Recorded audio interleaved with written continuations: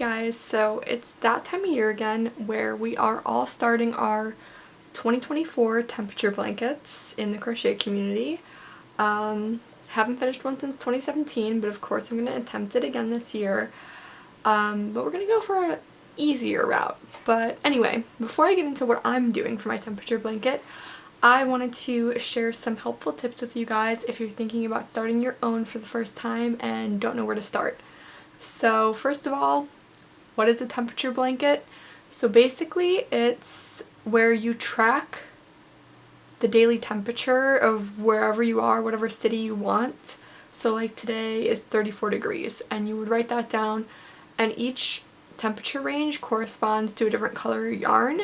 So you would crochet each row in a different color of yarn for whatever that day's temperature is. So you'd end up with 365 rows. So that's basically the gist, but let's get a little bit more in depth. So the first thing I want to cover is how to track your temperatures. So a lot of people are confused. They're like, do you go off the high temperature, the low temperature, the average temperature of the day? Like what do you use? So me personally, I know a lot of people do the average daily temperature for the day.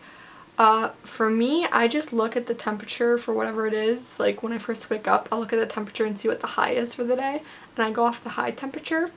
But you can do really whatever you want. If you want to go off the low temperature, average temperature, if you just want to look at it at like noon every day and just do that temperature, that's totally fine. It's really up to you. And also, you don't have to use your city's temperature if you don't want to, but I would recommend kind of staying in the same city. Just so it's like accurate, but you could like do the daily temperature for like California, Mexico, wherever. It's really up to you. I like doing where I live personally just because I feel like it's more sentimental, I guess, but you can do whatever you want. It's really versatile. I've also seen people do like mood blankets, dream blankets, like all kinds of different blankets just where you change the color. But yeah, it's a lot of fun. It's really up to interpretation. Now, as far as how you get your temperature, I guess, I just use the weather app on my phone. There's also this website called pastweather.com, and I use that a lot because some days I just forget to look at the temperature, and you can go back like months, years, and see whatever that temperature was for that day in whatever city you want. So I think it's a really useful tool if you forget to write it down like I do. So the next thing is how you're going to keep track of your colors, your weather, and everything so you don't lose stuff throughout the year. I've always wrote down my hook size, wrote down every brand of yarn that I purchased and all the colors in case I need to buy more. I started out by just using like a notebook, and I would write down the date and whatever temperature it was that day, and I had a little like key telling me what temperature ranges I was using and what colors I had for each one. That way I could kind of keep track of it throughout the year and not lose track. I also see a lot of people kind of tie little yarn scraps at the end of like cardboard so they can physically see the colors. I do like writing the color down just so I know which color I bought, because like Red Heart, different types of yarns have like a lot of similar shades, and I want to get the exact shade, so I'll write that down. You can also write down the dye lot if you want, just so you can be a little bit more accurate.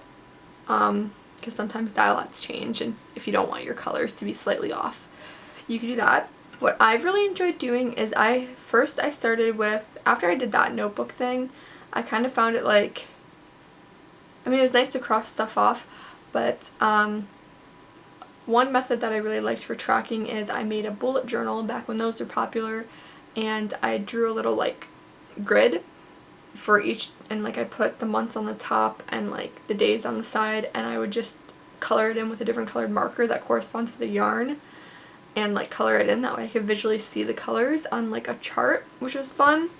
I did recently switch over to doing that similar thing as my bullet journal, but on a virtual bullet journal, so I did that on my iPad, which I like a lot better because you could choose like the exact shades of colors on the like color wheel and stuff with hex codes and stuff, and you didn't have to rely on your markers matching the colors of yarn, which I liked a lot more. And it was just nice to have it on something virtual that I could just like take everywhere and not have to worry about having something like paper physical with me. this year I'm doing a little bit different method than all of that, and I'm actually using the Crochetland app on my phone. I just like it because you can track the hours and like rows and everything that you're on.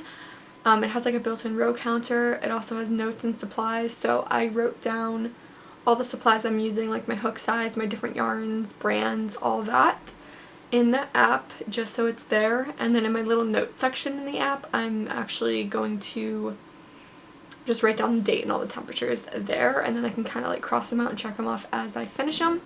I just think it'll be a little bit easier than having to write stuff down like physically or like on my iPad. Plus I can track how much time I actually spend on this, which will be fun to see at the end of the year. And then I'm also going to make a note of what stitch I choose to use and all that stuff. But yeah, I don't think the Crochetland app is on Apple though. I think it's only on Android, because I think my friend couldn't find it, but I'm sure there's like other crochet kind of apps out there that are pretty similar. But yeah, I'll have everything that I'm talking about linked down below as well. The next thing I want to talk about is choosing your color scheme. So my first year I just did a rainbow, like red to purple, which I see a lot of people do because like you kind of have the warmer colors red, cooler colors blue, which makes sense. My second year I tried to do like all purples. My third year I did like greens, purples, and creams. Last year I attempted to do like warm tones, like oranges, green, not green's not a warm tone, but I did like oranges, reds, and like creams and greens and stuff. But this year I'm doing kind of like an orange, purple, green, kind of like fall vibe blanket again this year, just because I had a lot of leftover yarn and I just went through my stash to pick colors instead of going to buy new colors.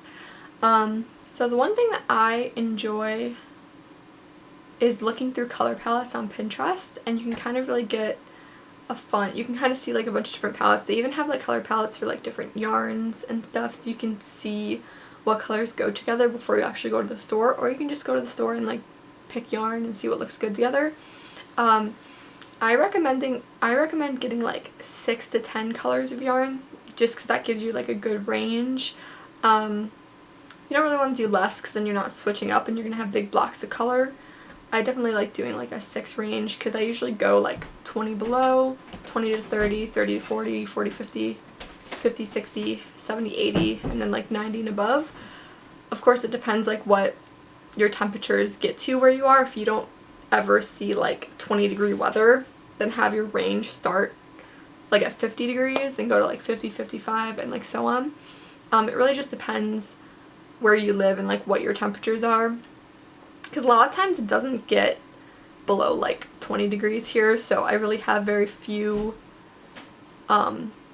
colors like in that range, so it really just depends.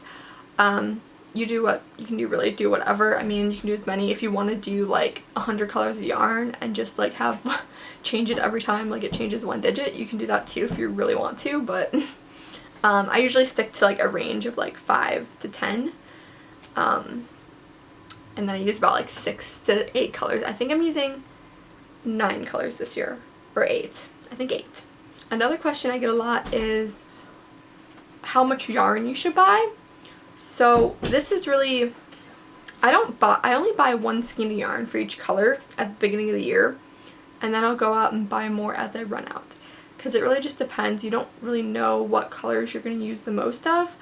I feel like my low temps like 20 and below, and like my high temps 90 and above, I only ever use like 1 skein, so I don't buy a lot of those. Mainly my like most used range is like 50 to 70 degrees, so in the past I've used like 3 skeins for those ranges.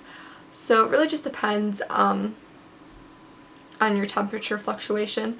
But I just usually start the year off by buying 1 skein of each color that I'm going to use, and then as I run out through the year I'll go buy more. That way I'm not buying a bunch of yarn I'm not going to use. So that's what I recommend doing, but of course if you see sales, maybe buy like 2 to 3 skeins for each color, because that usually works. It also depends like what stitch you're going to be using and stuff, but I think that's a good starting point. Also, the January 1st, like this whole week of first week of January, is the perfect time to go buy your yarn, because I know Joann's does their Yarnormous sale where you can get pretty good deals on yarn. I don't know if they're doing it right now. I don't know when that starts, but I know they usually do it around this time every year, so check that out. Also, I know right now Michael's is doing a buy one get one half off on their yarn, so hit those sales up, get your yarn on the cheap, make your temperature blanket. So the next little segment here is choosing your pattern, stitches, what you're going to do for your blanket. So my first year I made the mistake of using half double crochets. Do not do that. The blanket was like 9 feet long.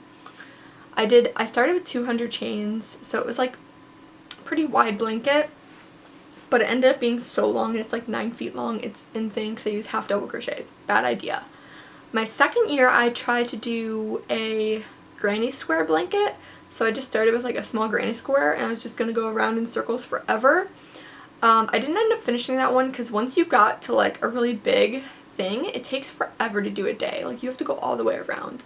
I think maybe if I were to do that kind of pattern again with the granny square, I would do one side a color for each day, and then maybe it might not be that big, but I don't know how big I would have ended up doing 300 rounds in a granny square, but that was double crochet, so it's probably going to be massive, so I don't recommend doing that. Another year I was doing like a diamonds pattern, which is cool, but again that was double crochets, and I feel like it was going to end up being massive. I think I only got to like June in that, and then I didn't finish it. Story of my life. And I think I took a year off, and then another year last year I was actually doing a crochet along that I also didn't finish. But that's beside the point. For that one I was actually doing a different stitch every day, which I think was fun. It created kind of like a fun different pattern. So yeah, you can really do whatever you want. This year I think I'm going to be doing a moss stitch just because it's single crochets and they're kind of like in chain spaces, so I feel like it won't be super long. But if you're going to do just a basic stitch, I recommend something with single crochets or something that's like small, because you don't want it to be a 9-foot blanket, because you're doing like 365 rows. Well, 366 this year because it's a leap year, but regardless, definitely keep in mind what kind of stitch you're doing. So if you're doing like a thick double crochet stitch, your blanket's going to be huge. If you use like Red Heart standard worsted weight yarn, you could get like a thinner DK weight yarn, and if you do a double crochet then your blanket won't be that huge.